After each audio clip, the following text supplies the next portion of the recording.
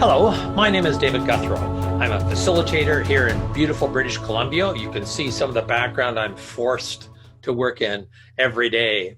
And today what I thought we'd explore is a little bit about choices, about the choices you can make in your life. So a little bit of background. First of all, I don't believe we can choose the circumstances that we always find ourselves in. The economy, health, personal, organizational, whatever it may happen to be. But I do have a fundamental belief that we can choose how we respond. Many years ago, when I was doing work in the area of stress management, people were often saying that they feel out of control and this is their source of stress. Well, many times there's a lot of things that you can't control. But what we did discover is that you can feel better if you actually are able to make choices in what you do. So my fundamental belief is though we may not be able to choose our circumstances, we can always choose how we respond. So if you don't happen to believe that, this is going to be challenging, but I'd suggest you can do it, and it's something you can get better at. So let me give you some examples. So I can choose when I'm walking along the road and seeing someone come the other way, I can choose to look up or look down and look away from them. I can choose to smile. I can choose to frown. I can choose what videos I watch on Netflix. I can choose if I would rather sing out loud. All these are choices I can make. I can choose what I want to. I may not have the opportunity or option to say I don't want to be on a Zoom call at work, but I can choose what I got to wear from my waist down. Today, I happen to be wearing shorts, but no one would ever know. It's a choice I can make. I remember working with a colleague a number of years ago, and I was going up to work in the Northwest Territories, and she saw me scurrying around. She said, David, don't worry.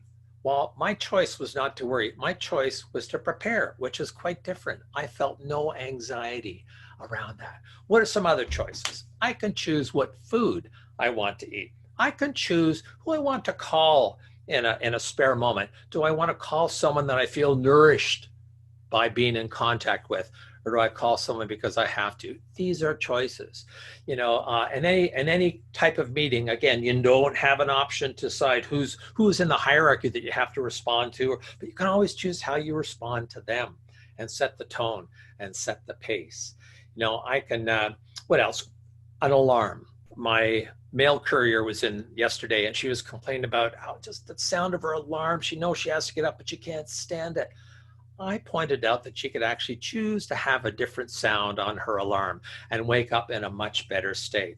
I can choose how I view the weather. I have a dog. Dog loves being out in the rain, couldn't care less. I can choose to go out and be miserable, or I can choose to go out and have a wonderful time with my dog. I can choose to celebrate what's right with the world and have that set of lenses on, look at what's right, or I can choose to look at things that I can't do anything about and complain about it. So here's the thing. I believe I can choose the consequences that I want by the choices that I make. And I'll give you a quick example of that. Food.